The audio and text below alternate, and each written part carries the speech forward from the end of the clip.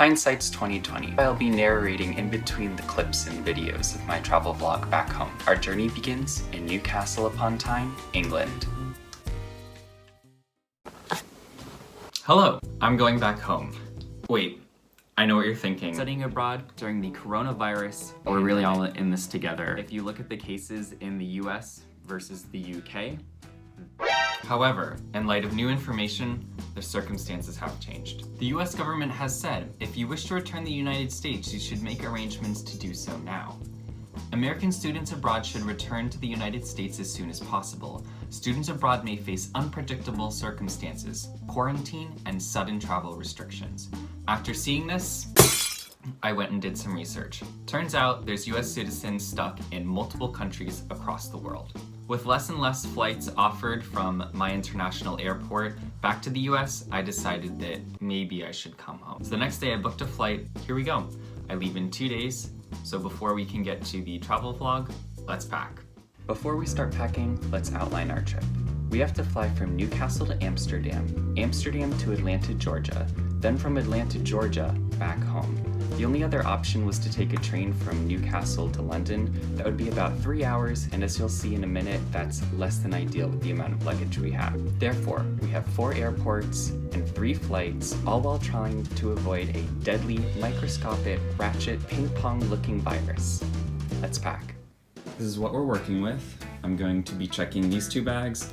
This will be my carry-on. I'm going to ship that one home, and then I'm going to use this backpack as my personal item. Oops, sorry about that. Oh, hey, look, that was easy. Just have to wrap up this box. There we go. All right. So this is our look we're going with. It is 43 degrees Fahrenheit.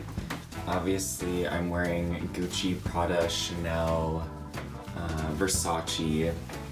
Got the goggles to make sure I don't touch my eyes, antiviral wipes, and hand sanitizer. Let's head to the airport.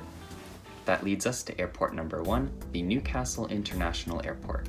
Right off the bat, I end up getting pat down by security because I tried to go through the metal detector with my student ID in my pocket, which of course has electronics in it. So I make it through security, and this place is closed down. There's not a single shop open, no place to buy food, no place to buy water. It's pretty bare. The only place you could get a snack was this vending machine that was so old the glass was yellow. I had been to this airport just a month and a half prior. Everything was completely open, so this was quite the shock to see. Looks like we're the only flight today. I get on the plane and I notice that the overhead bin compartment is pretty small. I try to fit my carry-on luggage in and it won't fit. So then I try to slide it underneath the seat. It won't fit as well. So I turn my luggage sideways, I take both my feet and I push it underneath as hard as I can. I push it in so hard, the seat in front of me raises up a little bit with the guy on a seat. He didn't say anything, I didn't say anything, since the luggage was completely under. The flight attendants didn't say anything. Crisis averted. So as part of social distancing, instead of handing us snacks, they had these little boxes of food in the back of the plane. As soon as we got high enough and the plane began to level out, they let us get out of our seats one by one and grab ourselves our little box of food. On this flight, there were definitely more people than I thought. It was about a quarter full. They let 1 or 2 people move so that they weren't sitting right next to each other. They wouldn't let everyone sit wherever they want because the plane was so small they had to keep the weight balance. Then we landed at airport number 2, the Amsterdam airport.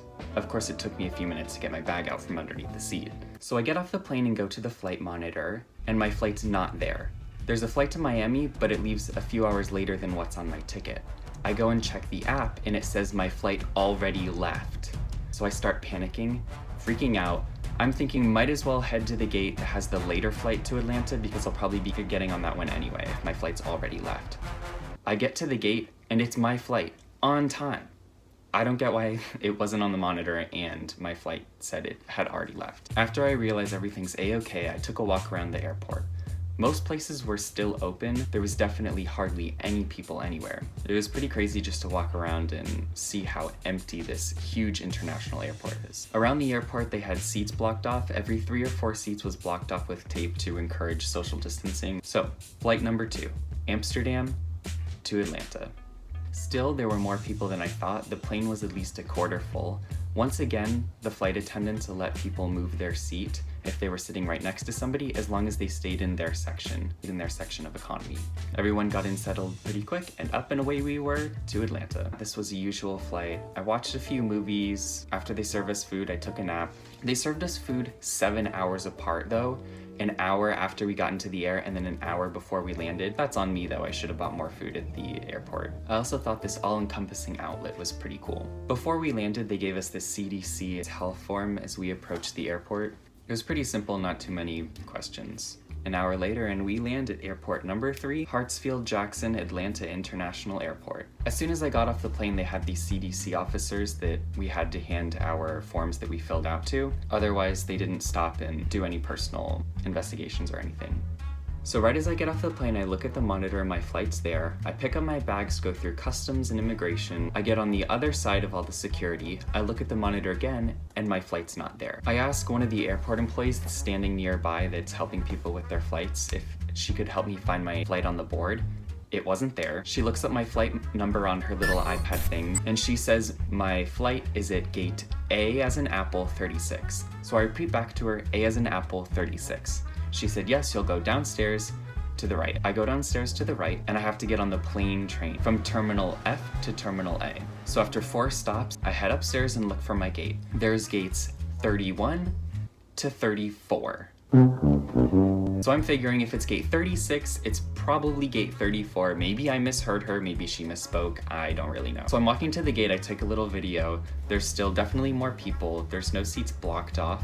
There's still places closed here and there. That could be because it was so late in the day. Otherwise, it's just pretty interesting to see the difference in people at the airport. So I get to my gate, and the flight's already boarded. I drop my ticket as I go to hand it to the flight attendant, so I pick it up. I'm just so nervous. I immediately board, and then 20 minutes later, we're off into the air. Flight number 3. Up, and away we were. I was so excited at this point. Home stretch. The plane was still about a quarter full. Definitely more than I thought. I thought these planes were gonna be just about empty. So nothing too exciting. We land and pull up to the gate. When the seatbelt light comes off, everybody stands up in the aisle and are breathing down each other's necks. At this point, social distancing just went absolutely out the window. I was so disgusted. Disgusting. And that leads us to our final airport, airport number 4. Enjoy this clip of me very sleep deprived. These bags under my eyes are Prada. This last airport was the most empty by far. It seemed as though the only flight coming to this airport were the people on my flight. Out of the 10 luggage carousels, the one for my flight was the only one in use. Thankfully, my bags came out first, so I grabbed my luggage, ran outside, waited for a few minutes for my dad to come pick me up. We drove around the airport a little bit to see how empty it was. As you can see from the footage, it's scarily empty, like some sort of horror movie where everyone's gone. It's almost as if there's a worldwide pandemic going on, which leads us to today. Hello. It's been 4 days since I've returned home. I feel pretty good. As far as my reflections on this whole experience, I really miss England. I miss my flatmates. I miss all my classes before they were canceled. I miss the international community. All these students, they would have these events and parties that I would go to that they would advertise for international students. Everyone I met was so incredibly nice and welcoming. I made so many friends. I really miss them. But it was really time for me to come home. In self-isolation, I wasn't sleeping very well. I wasn't eating much. Already I've gotten a lot of rest. I'm eating better, eating well. I feel better. Overall though, I'm just glad I'm safe and healthy. Finishing all my classes is still kicking my butt, but considering everything, it could be worse. Thanks for watching. If you would like to check out my channel, click here. If you would like to see my last video where I was still in England and my thoughts on the whole situation, click up here.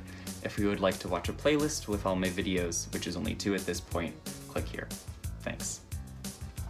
Goodbye.